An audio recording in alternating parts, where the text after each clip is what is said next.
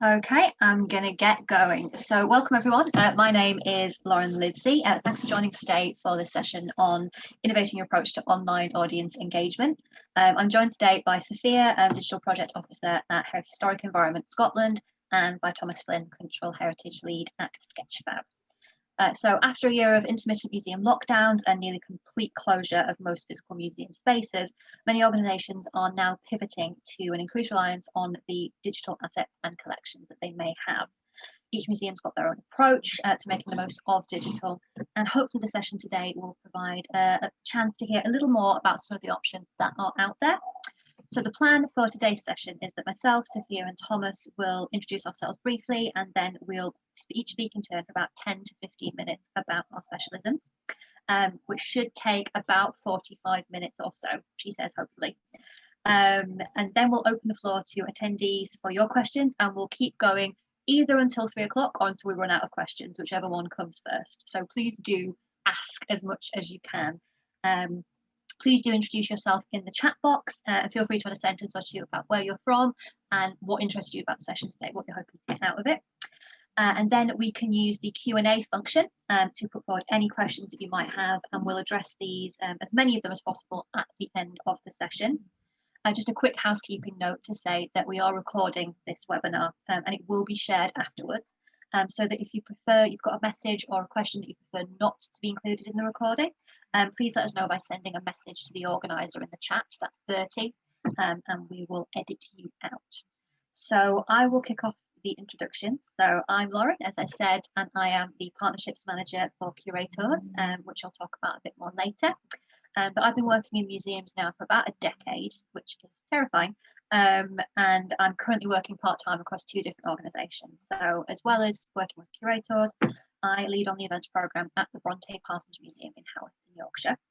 And I've done that for about the last 6 years or so, but I've also worked front of house teams and the collections team. So I've worn many hats over the years, as I know a lot of museum professionals have. I joined the Curators team at the beginning of this year, and I am very much still at the beginning of my journey with digital technologies. There's a huge amount that I don't know, so I'm hoping to get a lot out of today's session as well. So I'm going to hand over now and let Sophia introduce herself, and then Thomas can introduce himself, and then we'll go back to Sophia and she can present her presentation. So over to you, Sophia. Amazing. Hi, everyone. My name is Sophia Mirashrafi. I'm a project officer at Historic Environment Scotland, working on the digital innovation and digital documentation teams. When we get to my presentation, I'm going to be talking about how we've been working together within our organization with the digital communications team and the interpretation team to utilize the digital assets over the past year in new ways. Cool, and hello, my name's Thomas Flynn. I'm Cultural Heritage Lead at Sketchfab.com. If you don't know Sketchfab, it's the largest platform for publishing interactive 3D models online used by artists and brands and cultural heritage organizations all over the world. Previously, I worked at the British Museum, digitizing in 3D and working in the web team there. And my role at Sketchfab covers a lot of different things, but mainly it's to help organizations set up digitization programs, help them with getting their 3D models ready for publishing, and then explaining kind of all the interesting things they can do with 3D models, which is part of what I'll be talking about today.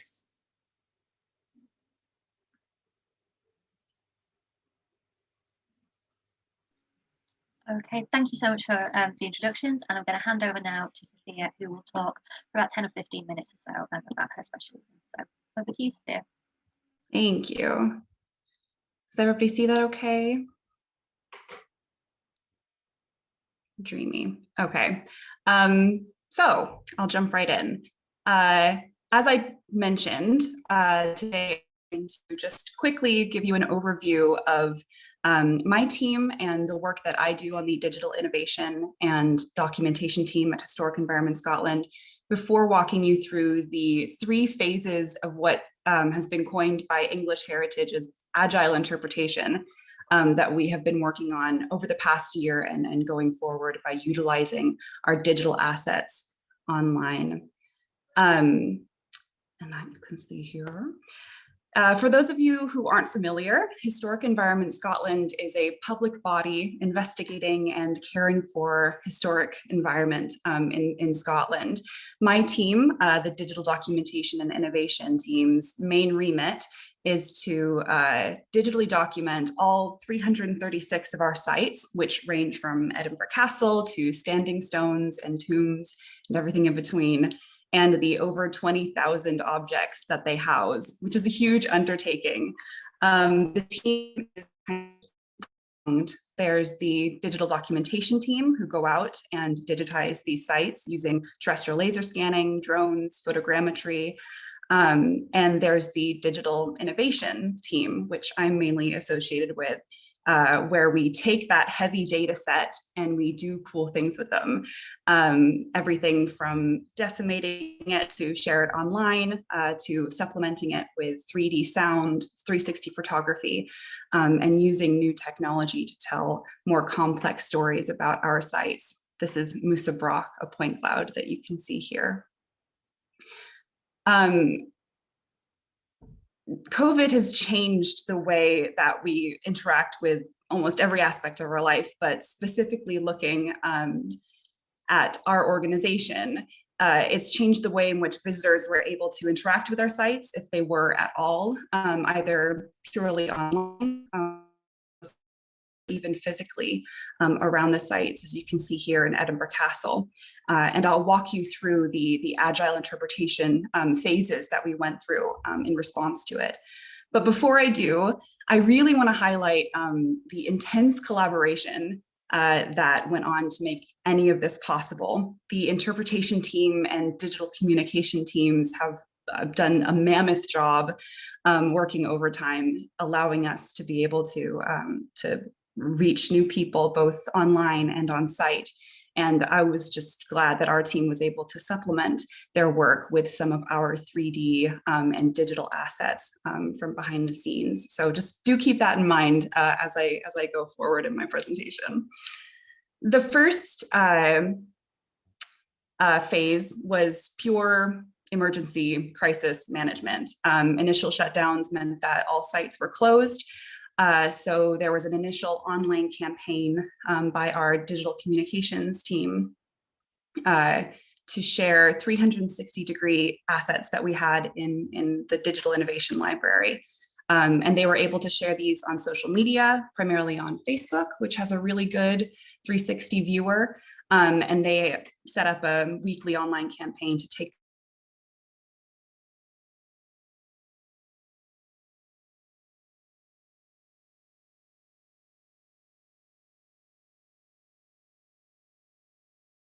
people implement QR codes, excuse me, on these sites. And we were able to do this by linking to a range of online digital assets, ranging from photographs to video, and also the 3D models and 360 images that we were able to supplement for them as well.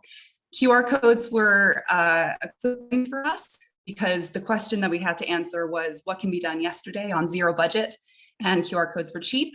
We could use assets that we already had and quickly mitigate them across a wide amount of sites.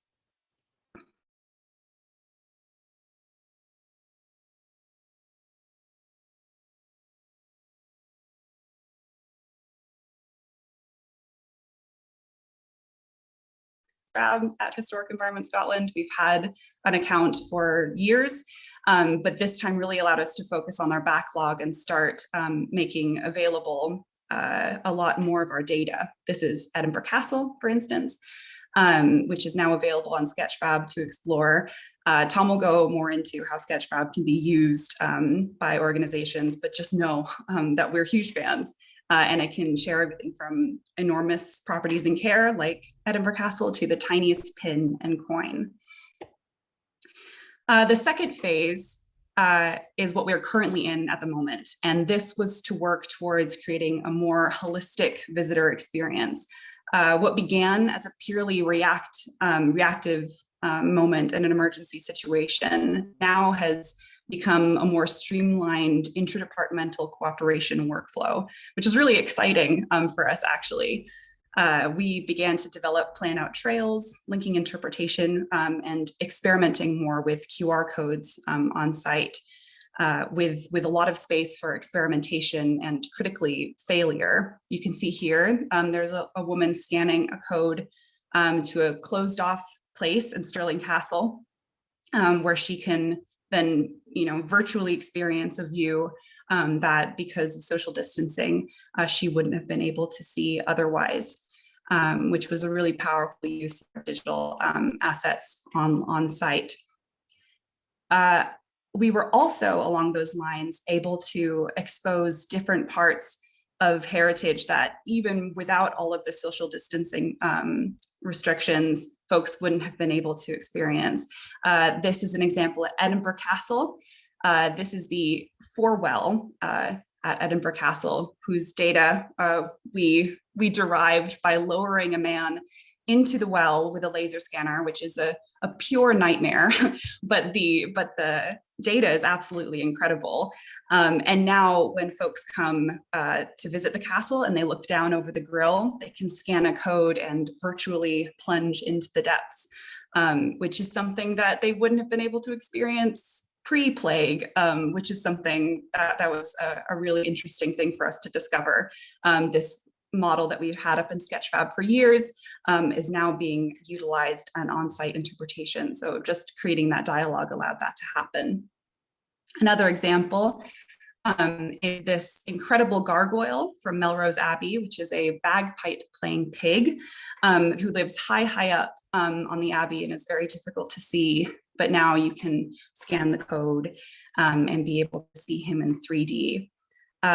The use of QR codes is higher than we initially expected. 20 to 33% of folks were utilizing it, and the average view of these videos was 30 to 60 seconds, which was much higher than we had expected.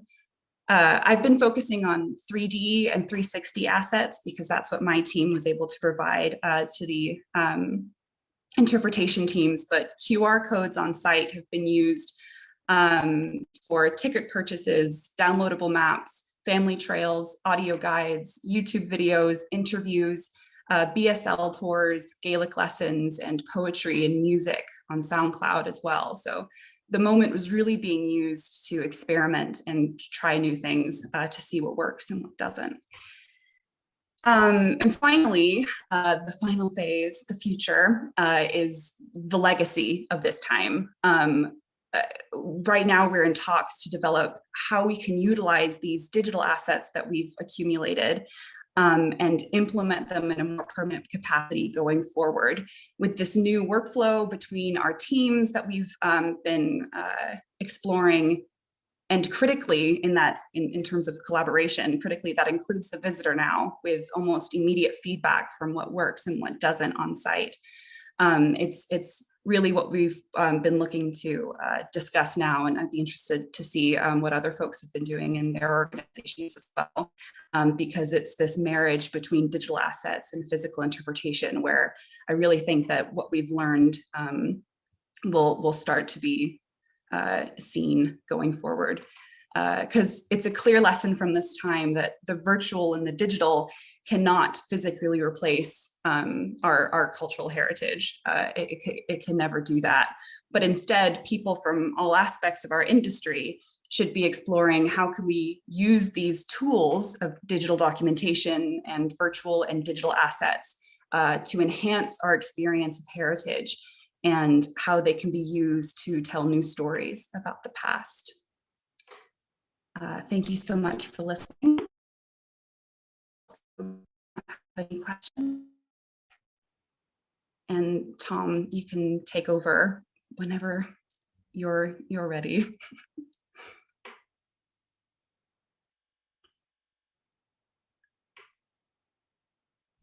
Okay, I think I'm screen sharing. I hope I am. Does this work for everybody? I've done some things. Okay. So yeah, I mean, just to follow Sophia's presentation, the work that she and the rest of the teams at Historic Environment Scotland do are among some of my favorite pieces of 3D on Sketchfab, because it's not just about publishing it online. It's, as we just saw, it's about using it within the work of the organization. What I'm going to quickly go through are 10 use cases for online 3D based on kind of the examples and experience that I've had over the last few years working at Sketchfab. Now, I have, excuse me, there's a link to this presentation because there's clickable links in the notes and in the slides themselves. I will admit I haven't tested this QR code because I just made it 2 minutes ago, but hopefully it will work if you want to go and look at the presentation. Quickly, what we're going to look at, a list here. I'm going to try and do it quite quickly. I'm not going to go into kind of a lot of detail on each point, but just to give a flavor of some of the things that you can do. So if this is all kind of an interesting topic for you or something you'd like to explore a bit more, there are 2 resources before I jump into it that I think are worth looking at. glam3d.org is a white paper that I co-wrote with Michael Weinberg and Neil Stimler, the NYU Engelberg Institute at NYU, which is a broad introduction to 3D for cultural heritage and open access and copyright. And then there is a bunch of other ideas for using 3D, digital 3D, from a presentation I did at the Rijksmuseum in 2018. Onwards. Cool. So the first thing that we're going to kind of think about is the idea of just embedding a 3D model on a website. So this is a 3D model of Sue the T-Rex embedded on the Field Museum's website. It's as easy nowadays to put a piece of 3D onto your website as it is to embed an image or a video. And you can see you can jump into full screen and explore the 3D from any kind of angle. And this is kind of the main thing for me, is that 3D is just a way of communicating about an object to a remote audience. So you should think of it in the same manner as an image or a video. It's getting easier to create, and it's very easy to publish. I'm hoping these videos are actually coming through across the connection. Again, go check out the presentation directly. We're not going to watch that one again. The second thing I want to talk about is the idea of derivative media. So we're looking at a Facebook post from MoMA here, and this is a video of a 3D model hosted on Sketchfab. So you can obviously share the 3D model, which affords the interactivity that people can explore themselves, but you can also use a 3D model to create high resolution images, to create video content, as well as animated GIFs, which are especially useful for, as in this example, engaging with audiences on social media, especially when images and video generally tend to autoplay in people's feeds. So they'll see a video or an image before they click on a link and then start exploring 3D. And I've left some links of some tools that Sketchfab provides for turning any public 3D model into a video or an image or a GIF in the speaker notes. One very simple way to use 3D is to create a collection. And so a collection is just as it sounds, it's a group of 3D models. Otherwise, the content will kind of be on a user's profile on Sketchfab in chronological order that it was published. And there's also a newsfeed that if you followed, say, Oxford University Museum of Natural History, you might see when they publish their 3D models, and then tomorrow you'll see different models. A collection is where you can kind of save a group of 3D models and tell a story. This particular collection illustrates the story of the origin of animals on the planet Earth. all of the models were made by the museum themselves. They're animated, they look good in AR, we'll come to that in a bit as well. And then I'm also a fan of this example from the Museum of the Cosmos. The Museum of the Cosmos is a purely digital museum. It just exists online, and they have several collections of 3D models from gathered from other institutions across the globe and individuals, grouped together under themes that they have kind of created. So here we can see the ancient Egyptian collection, and I love this idea of the themes of these collections bridging across organizational collections. It's a really nice way to benefit from what other people are publishing, and then put it in context with other things from a particular time period or on a particular topic, I think.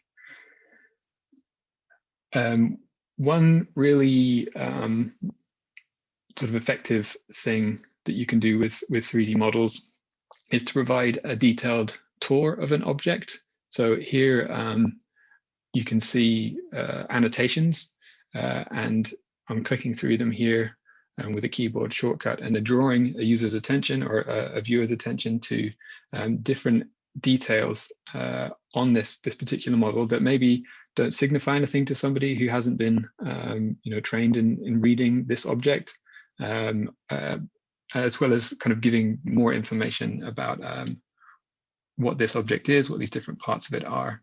I think there's an opportunity that I haven't seen an example of yet for live object tours. I'm a big fan of the object table experience. If you've ever been to a museum and there's possibly a volunteer who will, you're going to sit down and they'll take you through, let you handle a real object and tell you about the details of that object. I think there's a possibility of doing that with 3D models and online video conferencing as well. One really nice, this is number 5 we're at, so we're halfway through. One nice example of using 3D as part of a bigger experience, not necessarily the focus of, but as part of, as a tool, I should say, as part of what you're trying to achieve, is this nice quiz that happened at the Engine Shed in Stirling as part of DigiDoc 2018. The setup's very simple. There's Sketchfab apps running on all of these tablets with 3D models. It's looking at a collection. The people running the session pose questions to the children, the students, asking them to explore these models in 3D to discover the answers to these questions. And then finally, I like that the 3D, the digital, the screens kind of fades away by the end of the session, and it becomes a discussion about what you've experienced and what you can remember about the 3D objects. And I should say that these photos are courtesy of Albert Sierra, who took them at DigiDoc. It's possible, number 6, to prepare your 3D for virtual reality and augmented reality. And this goes, there are a couple of things relevant here. Is to prepare your 3D model means to make it as optimized as possible. So the file size is as small as possible, so that when you're viewing it in these computationally intensive ways, VR and AR and whatever other R might come, that the data you're providing is as optimized as possible and doesn't tax hardware too much. So here you can see the VR AR editor in Sketchfab, where you can set an object scale and initial viewing position, so that when somebody clicks the AR or VR button or uses the Sketchfab app to view in AR, for example, they will see the object in different ways. So here you can see on the left, on a smartphone screen, looking at the statue on a screen, top right, the same in VR. And then at the bottom, this was in the Sketchfab offices in a stairwell outside the offices in New York, in AR using the app. And that idea of affording a different understanding of an object or space through VR and AR. For example, the scale is more apparent when you see it in front of you. I think is a great thing to be able to do. Number 7, you can add your 3D to a map. When you put things online, you can connect them to other things online. So here we have 3D models that have had a geotag added to them as a tag on Sketchfab. And then this is showing them plotted on a map of Europe. And this, I think, is a really nice example of giving some more context to, let me play that one more time, more context to an object, showing you where it is, especially if it's not in a museum collection, where it is in the world. And I think, well, this is a project I think I'd like to explore more and see if we can add more 3D models to this map. I should say as well, all of these examples, there's links to the help center or the code to create them in the slides. Number 8, virtual tours. This is a really nice example of a digital online virtual tour of Mount Rushmore, a 3D model published by SciArc on Sketchfab, and then they have built on top of it this really nice virtual tour with overlays. I don't know if you can see in the bottom right, but there is a park ranger, a video of a park ranger describing the different annotations that we're jumping through, drawing your attention to detailed explaining what's going on. And this idea, instead of, I mean, obviously this is similar to the object tour, but it's more about the space that you're going to visit, the place that you can visit around the world. There are more examples in the notes. And again, it's nice because it's putting 3D, or rather, it's giving context to 3D with other media. It doesn't always have to be, here's a 3D model, that's all we're talking about. It always works much better within the context of whatever your goals are for a project. Number 9, open access, making 3D files downloadable. So there's a difference between publishing a 3D model, making the visualization of that 3D data that people can interact with available online, and then making the data itself downloadable so that somebody can download the file onto their own computer and reuse it in some way. And there are lots of ways you could reuse it. It could be another digital experience. It could be in one of those derivative media that I mentioned earlier. It could be 3D printing, and typically, typically online, you will publish something under a certain license, and Sketchfab uses Creative Commons attribution licenses to allow individuals and organizations to publish their 3D online. There's also a public domain initiative. It's actually, tomorrow will be the 1-year anniversary of Sketchfab launching this initiative, and public domain data can be reused without attribution, without adding a credit. So it means that it's far easier for people to use the 3D that you publish in any way. It could be commercial, it could be artistic, and that's part of the fun, is seeing what people do with it. If anybody has heard someone kind of talk about being reserved about publishing 3D because you don't know what people are going to do with a particular object, in my entire time at Sketchfab, I've never seen a significantly terrible misuse of 3D data. I think people are more interested in being creative and with being respectful for the data, and thankful to the people who are publishing data to do anything naughty with it. One of my favorite reuses of some 3D data is the parade shield of King Eric XIV, published by the Royal Armoury Museum in Stockholm. And here you can just see it in the bottom right. This is the opening shot to a video from a music artist called Post Malone that's been watched 300 million plus times. And for a brief few seconds, you see this parade shield that was published and made downloadable in this shot.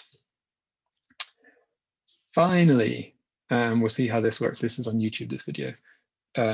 it's possible to build something using an application programming interface. And that sounds complicated, and it generally is, because you need to be a web developer to do this kind of stuff. But the idea being that you can connect to and manipulate 3D online in different ways. So here you should be able to just about see there's a 3D print of a chimpanzee skull being held by the member of staff there. There's some electronics inside, and it's speaking to the web browser with the Sketchfab 3D model. And as the physical object is turned around, so too is the digital version. You can't really see, but the chimpanzee kind of, you can see transparency through its skull. And here's the maker kind of testing out using buttons on the 3D print to navigate through annotations. And there are many more examples of kind of interesting things you could do. That map that I showed earlier was created using the API. So there's lots of fun possibilities if you have got the technical expertise. And thank you for listening. That's me done, and I will leave it there. Brilliant. Thank you so much, Thomas. So it's now time for me to talk. So this is the bit that I've been dreading, where I try and share my screen. So just bear with me, because I am not as much of a digital native as I might be. So can everybody see my screen? Has I shared it effectively? Perfect. Well, that's the first hurdle out of the way. So I'm here today to talk about Curators, and Curators is something that can you take all of these 3D models and digital assets that Sophia and Thomas have been talking about and use them to populate a virtual museum experience. So it's currently under development by immersive technology company Cooperative Innovations, who seek to find new and innovative ways to experience museums, galleries and collections. And we intend for Curators to be accessed in a number of ways. So you could use a VR headset like an Oculus Quest, or you could use just your tablet, your smartphone, or your laptop or desktop PC. You might experience just a small part of a collection, a couple of items, a single room, an exhibition, or you might even make your way through a recreation of an entire museum. You could see and get access to items that are not generally on open display due to concerns around their fragility or conservation needs. Bit where I'm just having a bit of an issue with my screen share, so I'm just going to share it again. Bear with me.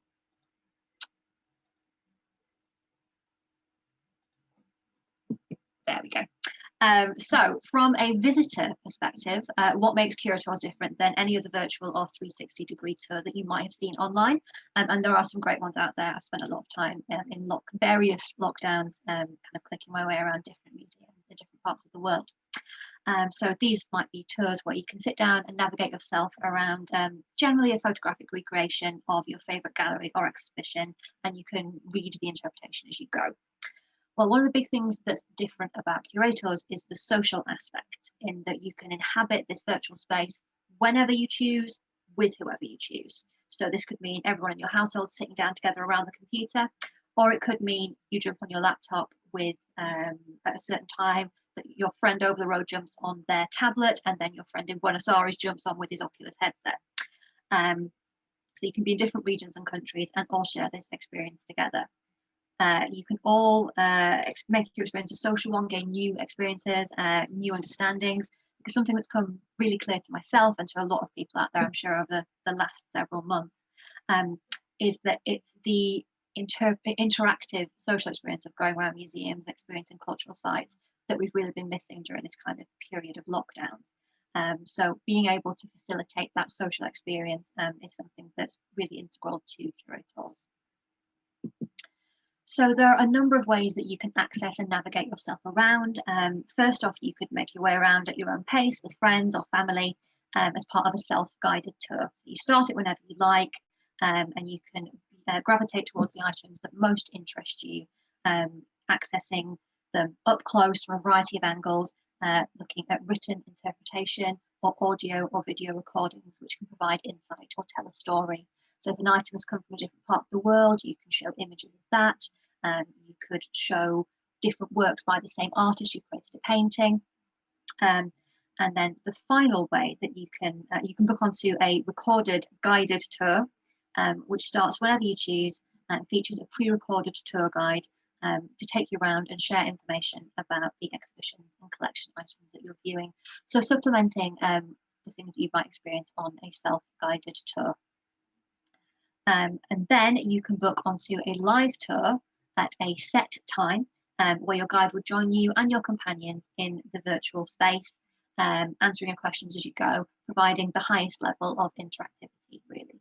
So you get a bespoke experience, and that could be something that you do just with your friends and family. It might be something that you book on and you are interacting with people from all over the world. There's no real limitation. This is a new platform that we are kind of testing in every direction, seeing where it goes. So there's no hard and fast rule about what can or can't be done. So what does a virtual recreation of your museum look like? Well, it could be a complete faithful recreation of your existing museum, gallery or exhibition room. So it's just like you're moving through the actual physical space. Alternatively, you could do things a little differently. And in a world that isn't limited by concerns about visitor flow, security, being in a listed building, needing to have emergency exits, fire extinguishers, and all of these things that have an impact on how we make our way around a museum or how we actually set up a museum space, you could create a bespoke gallery. You can place a variety of different items and objects together, maybe even for the very first time. You can use that huge piece of sculpture that can't be moved and can only go on one strengthened piece of floor anywhere in the digital space. You could create a dedicated tour of items that are most of interest to your younger visitors. You can bring together relevant collection items and create a tailored virtual gallery about a specific time period, artist, theme, any of these things. You could place the most delicate and tiny of objects right next to your largest piece of sculpture, with the tiny artifacts being able to increase in size to provide the chance to engage with the finest of details from all angles. And you can virtually pick up and interact or engage with certain objects, or even have a virtual sword fight, which is absolutely not what I did the first time I accessed our demo room of swords, I promise. And from a visitor perspective, the virtual experience can be a lot more accessible. So there's no need to traverse stairs or stand for long periods of time. You could do the whole thing sat in your living room. Tours can be delivered in a variety of languages. They can be captioned or signed to make them as accessible as is possible. And our intention is for Curators to become an international platform. So it features museums from around the globe. Visits abroad might be out of the reach for many people due to cost of travel or accommodation, and also as people become more aware of kind of the environmental impact of international travel. You've got a solution with Curators to access something from the comfort of your own home. And if you're visiting a new city for the first time and you've got really limited time spent, so you've got 3 days in London, you can't possibly do all of the museums that are there. But with Curators, you've got all the time in the world, so you can find the hidden gems that you might miss out on if you're visiting physically. You're less limited by those time constraints, and the exploration can be deeper and can be more tailored to what you find interesting. So organisationally, Curators can provide a number of different benefits. So the pricing would be set by each museum on gallery. So for example, this is just one model, we're not tied to anything. You could offer self-guided tours absolutely free of charge, or maybe a small nominal fee, charge a little bit more for a pre-recorded tour, which could happen at any time, and then offer your live tours at a more premium rate, possibly even with a kind of high profile, high value celebrity or member of your curatorial team, or somebody of interest who could maybe take you around your organisation. And by this metric, you can be deriving revenue 24 hours a day, even when you're closed. Your physical venue might be closed overnight in the UK, but it's midnight in Kuala Lumpur, and you've got 6 people on a pre-recorded tour, each paying to virtually be there. We could place a link to your online gift shop within the experience to encourage secondary spend, which I know might be a concern for museums thinking, well, where do we derive our secondary spend? Further down the line, we might even be able to entirely recreate your gift shop virtually, and that's something that we've had conversations about. From a logistical perspective, you can tour multiple people around the same space at the same time. So you could have a virtual educational visit happening while 2 different live virtual tours took place, while the actual museum was closed for a redisplay or for an event or any other number of things. Curators can feed back to you on exactly what your visitors are consuming, with highly detailed information on things like dwell time to allow you to finesse your interpretation and unlock possibilities around visitor flow.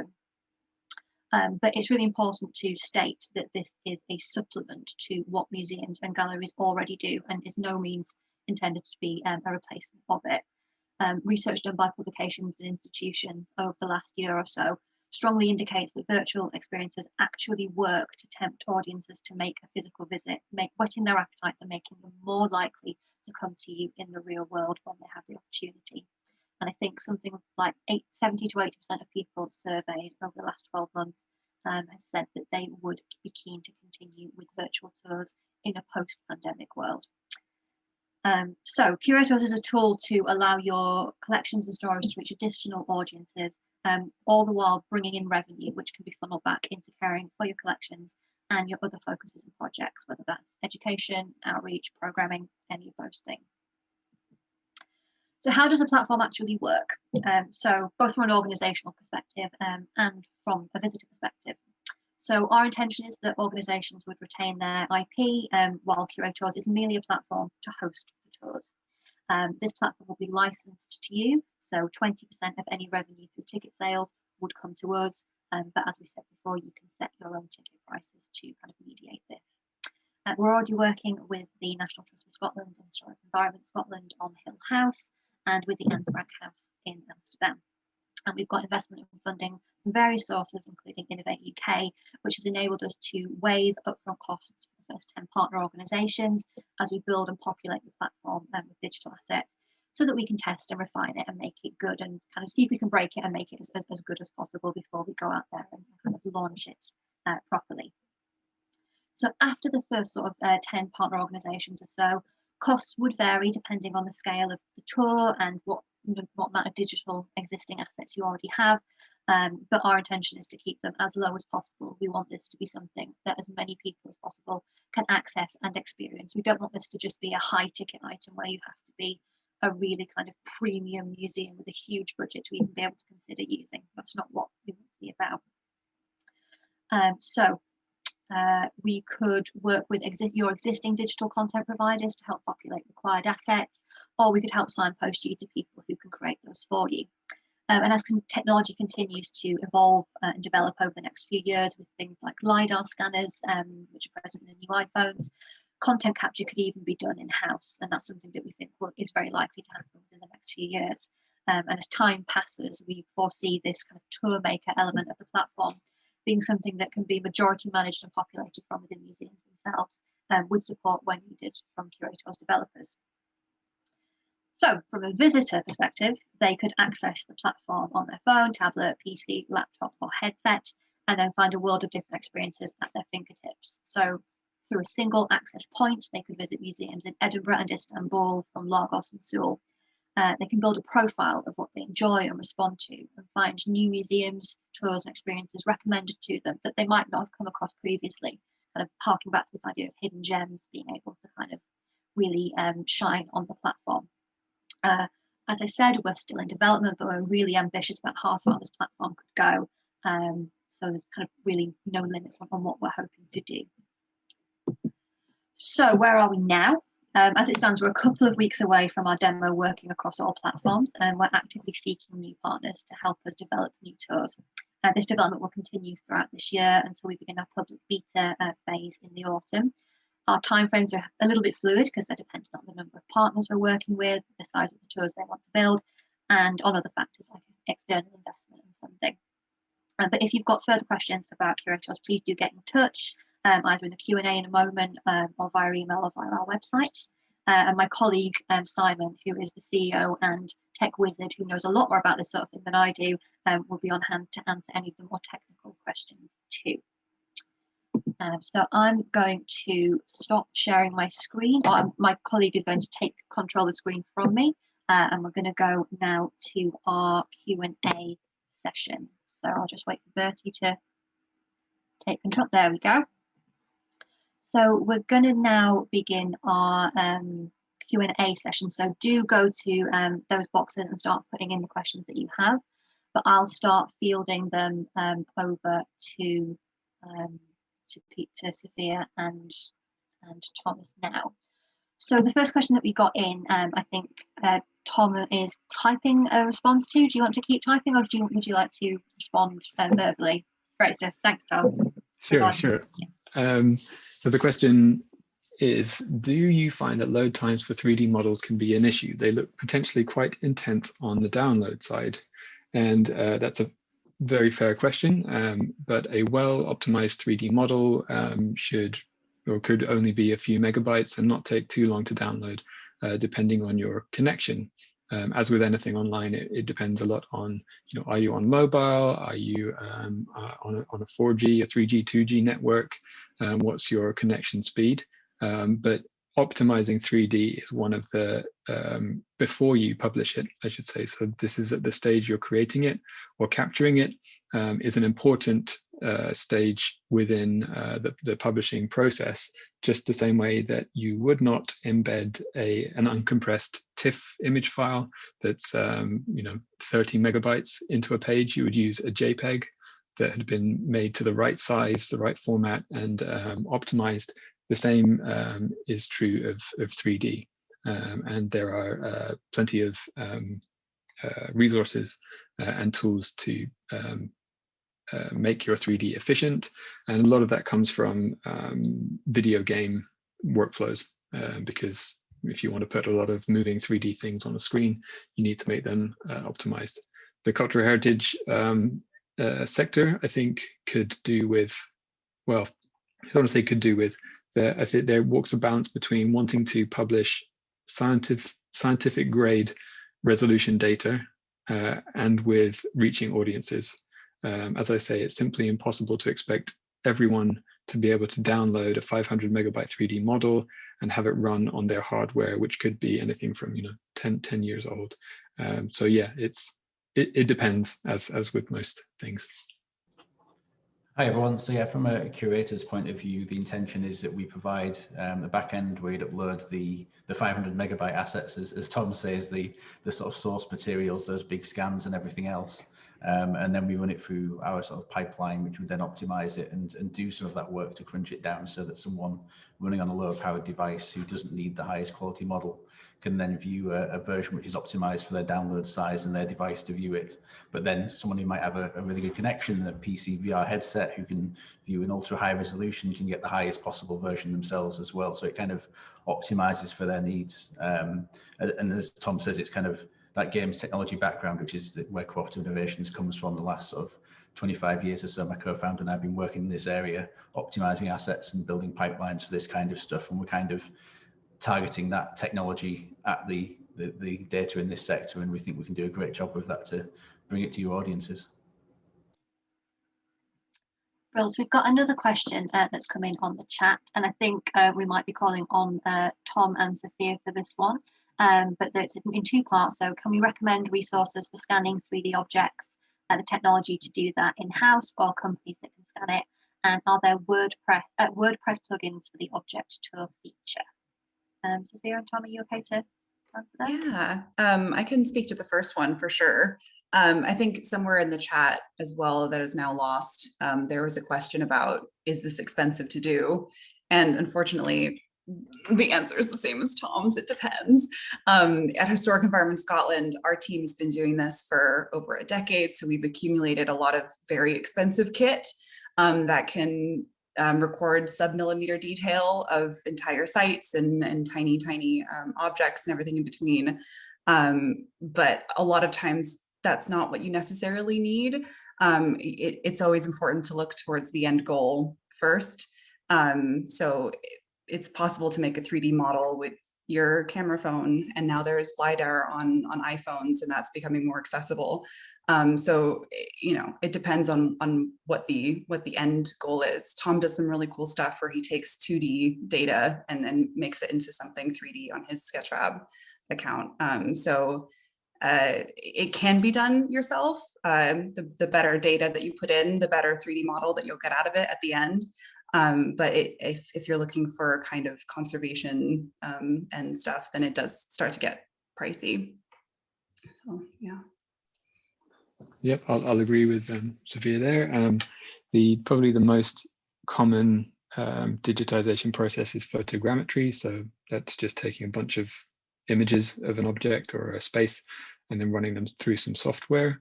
And that's the most accessible because most people have a camera. It could be on your phone. You might have a photography department in your organization. And the software is fairly inexpensive, and often they have educational discounts or other kinds of discounts available. There's even open source software that you can use that's very good. It might just take a bit longer to produce the end results. I did add a slide right at the end of my presentation with a bunch of links if you're interested in getting started, because I get this question quite a bit via email. And really, you could start tomorrow at least testing the waters with free demos of software, 30-day trials. Sketchfab is free to join. So it is possible, obviously within the limits of having an internet connection and a piece of hardware, a camera, a computer to use. The second question, are there WordPress plugins for the object tour feature? So the annotated tour, if you're talking about that, because I showed a couple of things, the hotspots on a 3D model, that's something you do in the Sketchfab 3D editor. So you upload a 3D model, and then as the owner, you can look at the editing settings and you can double click all over your model, adding these hotspots and adding some text. And then that will exist within the embed. For WordPress, you can just take a Sketchfab 3D model URL and paste it into the post editor, and it will magically be transformed into an embed, the same way if you paste a video link from another platform. The tour that I showed from SciArc is a custom built. Cool, yeah. And on the resource side of things, it's not available yet. We're planning to build out a vendor list so that people have kind of recommended scanning companies to work with and everything else as well. So that'll be obviously useful to people in the future. And I think Tom's links will be great in terms of the sort of doing it yourself angle, which, as Lauren hinted and Sophia mentioned as well, that'll become more and more readily available in the future as technology advances, and we're looking to sort of expose some of those things to let people get a good enough version. But it depends is normally the answer for that, as I said, because yeah, lighting conditions, the size of the object and everything else comes into all of it. But yeah, we'll be sharing more information on that soon. So yeah, just follow any mailing list we've got and we'll update on that soon. Well, so we've got a lot of the comments that are coming through are very much responding to things that that Tom was talking about in his presentation. So I'll move on to the next one now, which is a little bit about mapping Sketchfab models using geotags. And Sally's question is around asking if anyone can host a map on their website and choose the models that they want to pin there. Is that something that you can speak to, Thomas? Certainly, yeah. So the example that I showed you is hosted on something called labs.sketchfab.com, and there's a link in the notes on that slide. And basically, on that example, there's even a couple of links to how you can get the geotag to add to a 3D model. So the owner of the 3D model, needs to add a couple of special machine readable tags. It's basically some, like, to me, they look like random collections of letters, but once they're added, that would make that 3D model, assuming that it's publicly available, available to be plotted on a map. So if you go to that example, there are only a handful of examples right now, because only a few users have added these tags to their 3D models. It uses, if I remember correctly, a map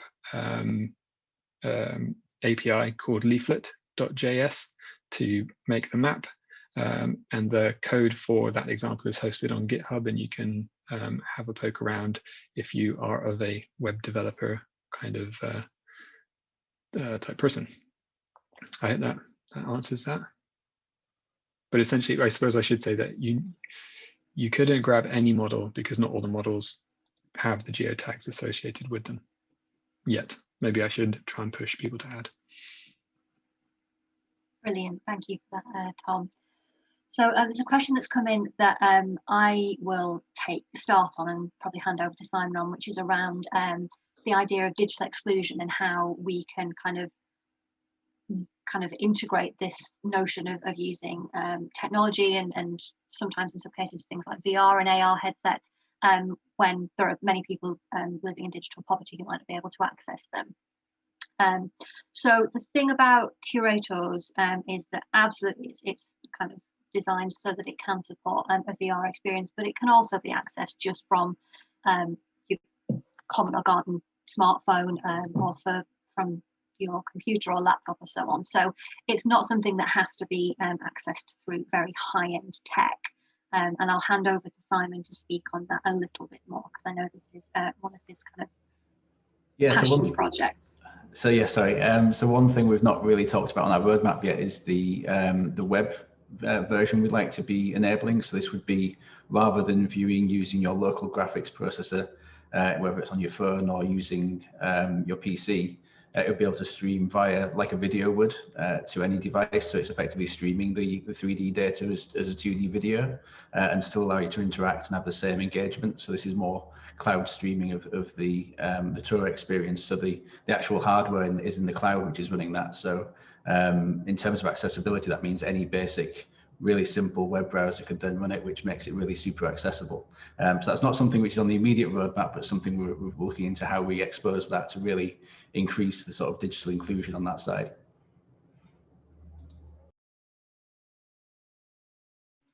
Well, thank you, Simon.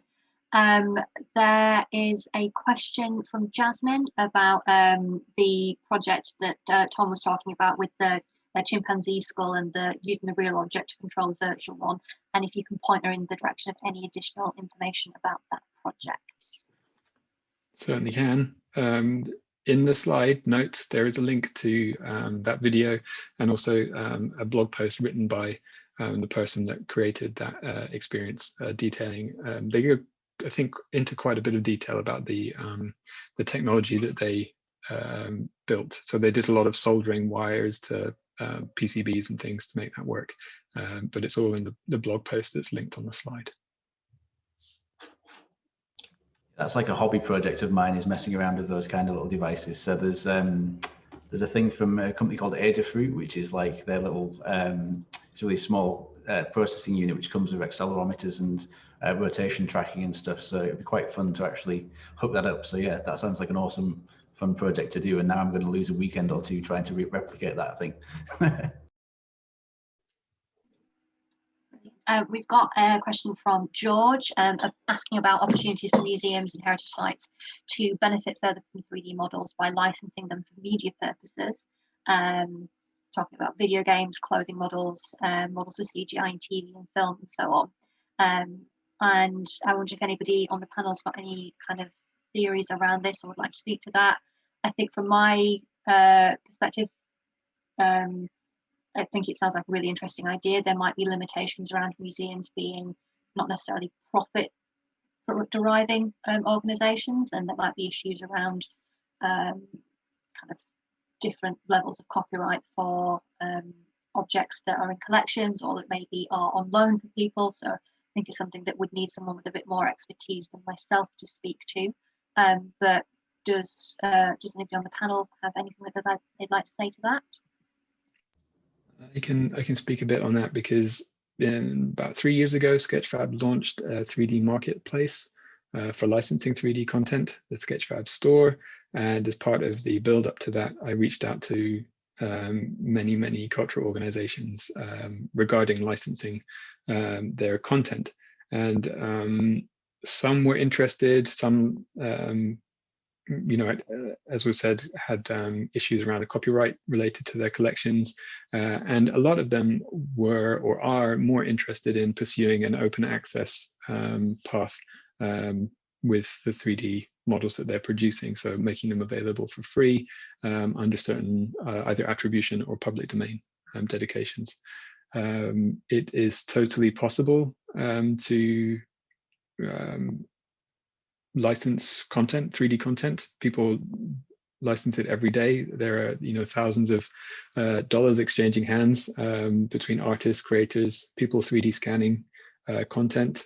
There's obviously the question of, if you create a 3D scan of something, if you're creating a new copyright Generally, this is not the case, similar to photography, if I'm getting this right. But a lot of this is covered in the white paper Glam 3D, and Michael Weinberg, who has a much better grasp of copyright, explains it a lot better there. It often just comes down to a choice, whether an organization needs to make money more than it needs to expand its audience. Not to simplify it that much, but I think that is sometimes the choice. Yeah, from a games perspective, because that's kind of the industry I've been in for a long time now. There was some controversy years ago. I think it was probably mid-2000s with Manchester Cathedral, because I think one of the Sony games used the asset without permission. That's how they built the asset themselves, recreated it, and some issues came up there in terms of gun usage inside of the cathedral, which was a bit of a challenge. So I think there's the game side of it, it depends on the context. I know for the Assassin's Creed series, Ubisoft tend to be doing the capture themselves. Obviously, a great benefit for that has been the cathedral in Paris, sorry, Notre Dame in Paris, the recreation of the work there they did based on the digitization that Ubisoft had done. And also, I believe that they also produce an educational Egyptian tour, I think, based on some of their Assassin's Creed work as well. So Ubisoft are really looking to see how they can take the digital assets that they've produced, obviously for very commercial use in games, but actually produce interesting use cases for that same data, because as we sort of said on the talks and the panel, it's the same information ultimately, it's just different end use cases for it. And I'll hand back over to Simon again now. We've got a question from David about what the delivery platform for Curators will be. Sure, thank you, David. So from a delivery point of view, the iOS and Android versions, they'll be downloadable through app stores on those devices. For PC, we'll be looking to distribute through Steam or through direct download of the client from our website. Obviously, I hinted in the future we might be looking at the web version of delivery, which could be embedded within a website, whether it's the partner organizations or our own. And then for VR, it'll be through Oculus headset download or future headsets that exist in terms of their asset stores as well. So a user would download the Curators app, and then within that you'd have a view of all the different tours available, whether it's National Trust Scotland or whoever Anne Frank Howsons is working with right now, and you'll be able to click and then go to that particular tour through our kind of front end sort of Netflix or other app store type view of different experiences available to you, and depending on the partner, it would be up to them whether they set a price for those or if it was free to access. And the app would be completely free. The Curators app would be completely free to all end users to download. It would just be a case of the tours within that as to whether it was live guided, as Lauren said before, it might be paid for. But again, completely up to our partners what they want to do on a monetization point of view. Brilliant, thank you. So I've got a question here from Samantha saying, if she wants to evangelize digital and 3D inside a museum, are there any kind of quick and fast use cases that she could use to show the benefits to management and so on? Sophia, have you got anything in mind for that? Yeah. Gosh, you can look at, I think Sketchfab's a good place to start, because you can start to see where like what kind of organizations, cultural heritage organizations, are using their work there. But there's also projects like the Scottish 10 that you can look at. We saw a little bit of that with SciArc's work that was showcased in Tom's presentation. You can speak to it improving accessibility and in widening your audience to a collection that could be based in just one single spot. In terms of disaster management, artifacts that have the potential to be lost, or coastlines that have the potential to move can be documented in 3D for posterity, as it takes like a snapshot in time of what a collection could be. Yeah, it's a hugely important thing to start integrating into just sort of workflows within. But if you want to email me, I can send you some examples as well. Yeah, just to follow up on that, there is a couple of hundred cultural heritage spotlights up on the Sketchfab blog, written by organizations and projects themselves, talking about how they've used and created 3D. I think I've put a link. I never know who I'm sending links to in the chat, but I think I've posted a link to those. And as you've seen, there are quite a few high-profile organizations using 3D. So we mentioned MoMA, there was some stuff in the British Museum. That doesn't mean that they're doing it the best. I think there are some really amazing projects out there that are coming from smaller or even multiple organizations. There's a great project in Poland called the Malaposco Virtual Museums Project, which is a regional project where I think some 40 plus museums having their collections digitized by a regional hub, and they output amazing 3D. So yeah, get browsing, get Googling, or whatever web search you use. Yeah, and from our point of view, we're hoping to be sharing Curators videos more and more as we've got demos and everything coming out and get people into it. So we hope that we can act as an evangelization tool for anyone. So we'll be able to send out demos, and even ahead of public launch, we'll be able to get that into the hands of stakeholders to help convince them in terms of the benefits. Because I think just witnessing it and being inside it is kind of the ultimate sales pitch for this stuff. Thank you. We are really getting lots of questions through for Tom regarding Sketchfab, so I'm going to return to you again. We've got kind of two questions really. Somebody's asking what the business model is, so how do you guys make money, what's in it for you? And following on from that, if you could give a kind of thumbnail sketch about how it works, what's the best way to get a 3D image from a museum object, and how do they then upload that to Sketchfab and have a link on their own website? Okay. Yeah, I'll try and cover all of that. Sketchfab offers subscriptions, and that's one revenue stream. So individuals and organizations, there are different tiers of subscription that allow you to upload different numbers of models, different file sizes, give you access to different 3D viewer customizations. And that goes from, like I say, individual plans for artists up to enterprise level plans, which are used by cultural organizations as well as brands like Nike or Ford or anyone that has a kind of a 3D object that they want to embed. The program that I run, the Cultural Heritage Program, offers free and discounted premium accounts to cultural organizations depending on how much annual funding they have. So if you're a smaller organization with less funding, you can get a free premium subscription, which is normally 1,400 euros a year off the top of my head. And if you're a larger organization, you can get a 50% discount on that. And then I also mentioned the Sketchfab store. Everything sold through the store earns Sketchfab a commission.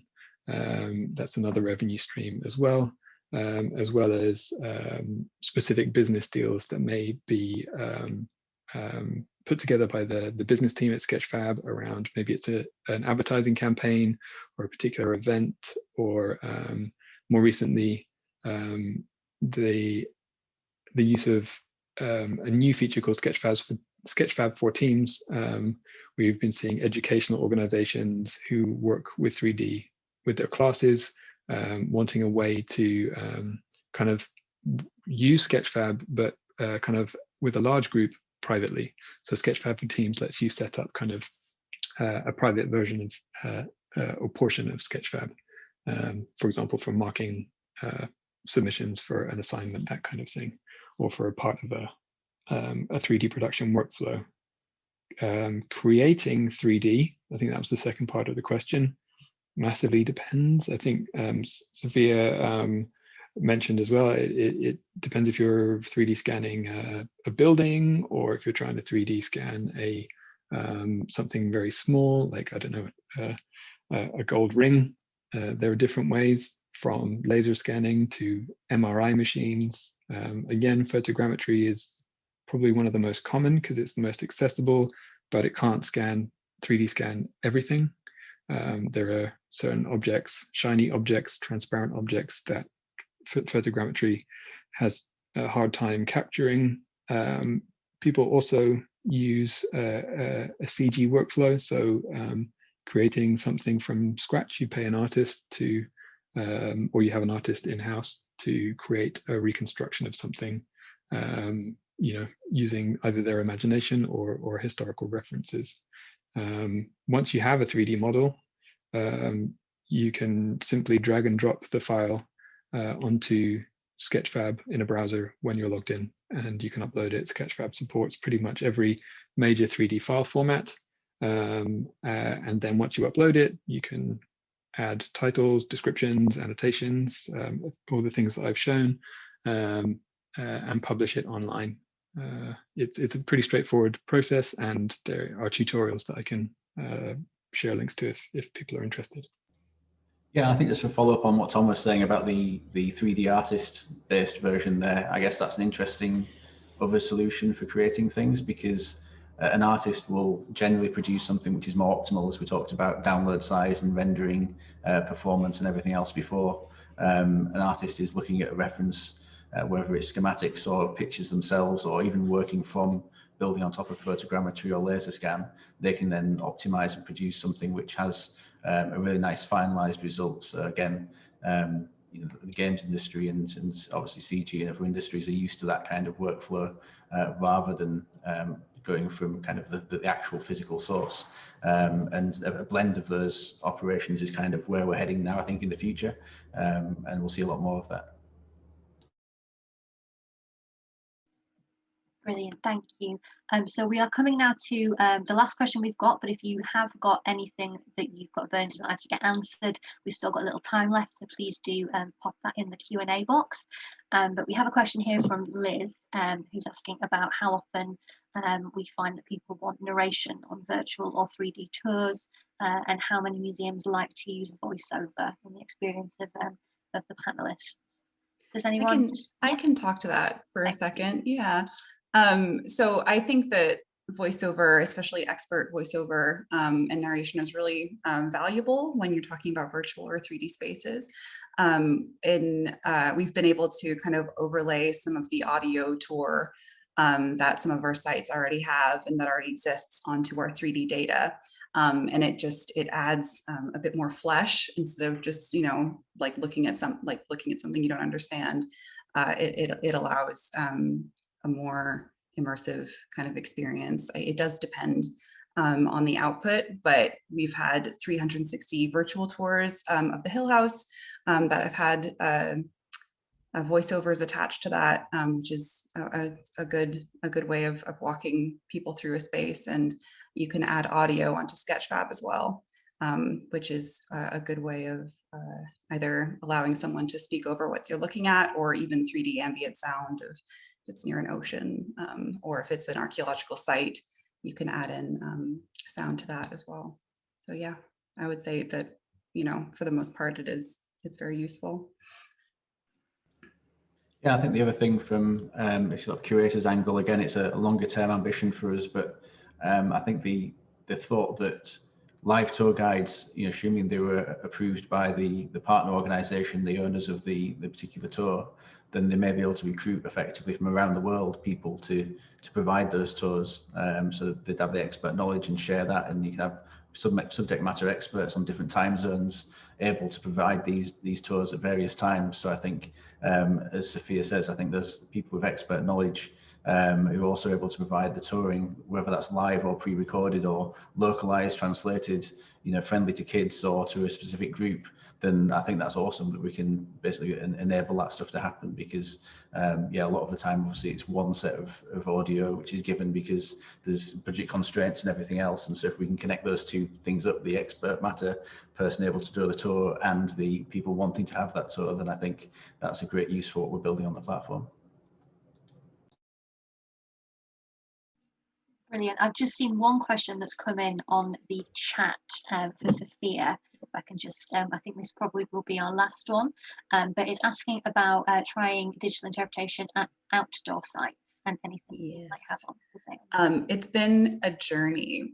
We found that there's a lot of issues that come up with outdoor sites, but we're trying to tackle them. Mainly with the QR codes, the issues that we encounter are a signal and battery life and things like that that tend to get in the way of what people can access when they scan things outside, on Scarborough in an island, in the middle of the ocean. So that kind of does create some issues that we've come up with, but oftentimes the initial response that we sent people to wasn't necessarily 3D models, but rather video of 3D models to try to lighten the load and allow it so that more people could interact with what was immediately available. But that is a part of the phase 3 discussions of going forward, is what's actually feasible in these different sites. Edinburgh Castle in the middle of a city is a better chance for us to have people have better signal on their phones, but a tomb in the middle of a field might have to have some more thought put to it. But yes, we have tried, and there's been successes and failures all around, but that's been an exciting part of this time to allow space for that, because a lot of times projects move so quickly that there isn't space for that. But yeah, it's a good question. Brilliant. Well, I think we have answered all the open questions, so this seems like a good time to bring today's session to a close. But I just wanted to say a huge thank you to all of the panelists today, to Sophia and Tom, for coming along and sharing their knowledge, sharing their expertise, and being so open to answering all the questions that we've been getting in, and to Simon as well. I can't forget to say thank you to Simon too. We will be running more sessions like this in the future, so if you have got any feedback about new things you'd like to hear about, topics that are of interest to you, please do let us know by getting in touch on email or on social media. Feedback's really useful to us, so anything you'd like to share would be wonderful. We will be posting this session online on our YouTube channel within the next day or so, so if you'd like to look back on anything, then please do feel free to do that there.